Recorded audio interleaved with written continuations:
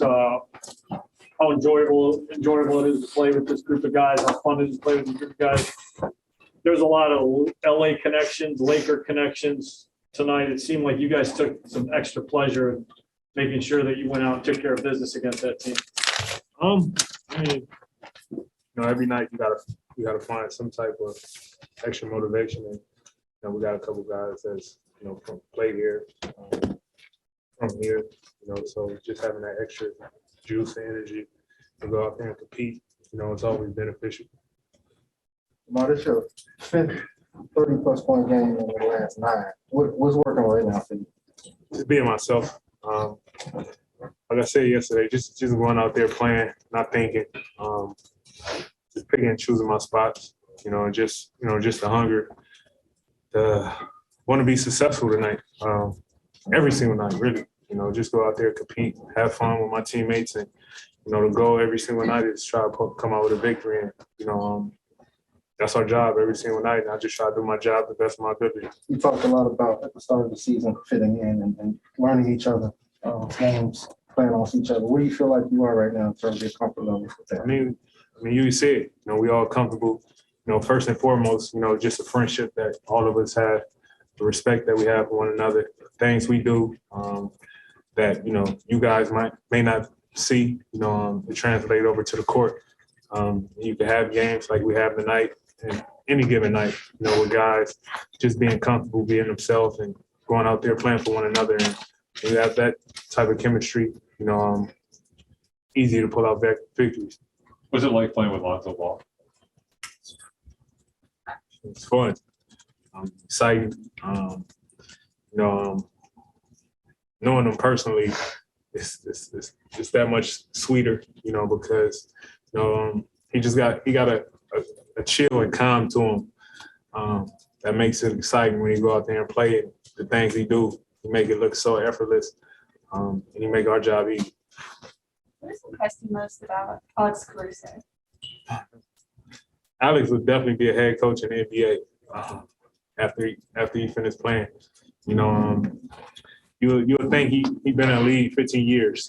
The way he speak about the game, give advice. He kind of the loudest voice in the locker room a lot of times, especially in film. And that's big, especially for a young player. Well, he's not that young, but he's very experienced. Like I said, you would think he'd been around this game for a long time. Back in the summer, after you were signed or traded, however it worked out, there was all this narrative about you fitting in and how you and Zach were working. And media day, you were asked about it, and you sort of poo-pooed it and said, if you don't think we can fit in, you don't know basketball. It's obviously come to practice that way. How did you know? And it obviously didn't surprise you what's going on. No, it didn't surprise me. First and foremost, when you have a relationship with a player, that's half the battle right there. Have respect. A player. Get comfortable with a player. It's bigger than basketball. I just knew it'd be easy translating over to the court because the respect I have for all these guys, just not Zach. Something that was mutual. Just made everything else easy. I don't know where people get these narratives and make up these suggestions that they make, but it's definitely crazy. And if you can't tell by this, probably need to take some medicine or something. There was another narrative too that you coming, Butch coming, all this stuff. The Bulls will score, but they won't defend anybody. And you guys have been, an excellent defender these last 2 games, especially Paul George and Anthony Davis. What has been the difference with the defense? Why has the defense been so good consistently from the beginning? Just locking in, coach and the coaching staff. First day of training camp, we emphasize that.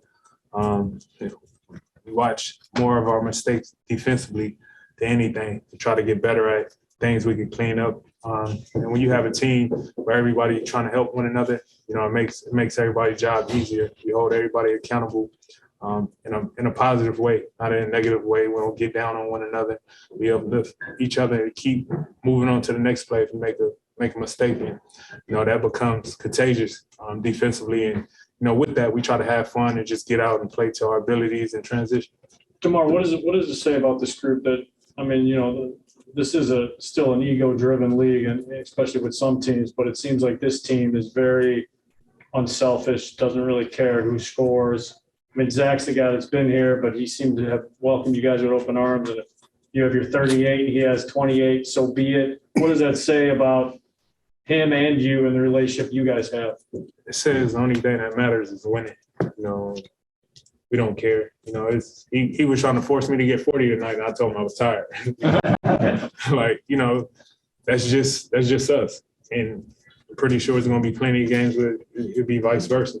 You know, when you have that, like I said, when you have that respect for one another, it makes your job easier. You know, like I said a long time ago, nobody have egos, nobody feel entitled, none of that. Only thing, first day, we all got together, only thing that I told guys and guys wanted was to win, you know, and you got to be serious about that. So we just showing it. Have you been a part of other teams that have been like this? Yes. Or okay, so this isn't something that's unique. Nah. You know, the teams, you know, when we had our run in Toronto, team is exact same way. Another thing you've said a couple times, DeMar, just is about everybody having a chip on their shoulder when a player back like that. What do you feel the chip on your shoulder was? Chip on my shoulder? Yeah. People saying I was washed for the last few years.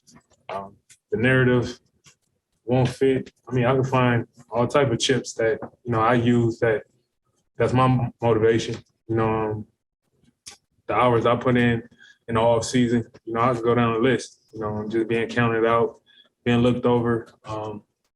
So many chips that's on my shoulder that I carry, and just want to be a winner and you know, just want to enjoy this ride. Like I said the other night, you know, we can't play this game forever, you know, so I want to get as much as I can out of it, you know, and that's just competing, winning, and having fun.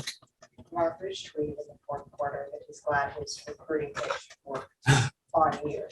I mean, now that he's away from the team, you know, that was sort of this, oh, how's this going to affect you guys? How much are you guys trying to kind of keep that chemistry, that connection, keeping in touch with him? Oh, I talked to Booch before the game. Our group chat, he texts, and right after the game, Booch is all smiles and giggles in the group chat. So, you know, just keeping him, you know, guys tell him every day, checking on him, missing him, can't wait till you get back. So best believe we trying to hold on tight to Booch to get back. 6 years ago, you probably were having, I think that was a season average like 27 or 28. You probably having runs like this. How are you having it now, 6 years later? Did you anticipate that you could? And how are you doing that, you know, early 30s? I mean, I never looked at age as being an issue. Like, I never looked at it. You know, people put the age limit on everything, and I never did. You know, the way I work, the way I take care of my body, the way I prepare. You know, I knew what I was capable of doing. You know, I just took different roles the last couple of years of, you know, just playing basketball, trying to do the right thing, figuring it out. You know, and this time, me just knowing my ability was always there. You know, I never lost confidence. I never thought I couldn't be who I was before. You know, and Chicago allowed me to completely be myself. Thank you, DeMar.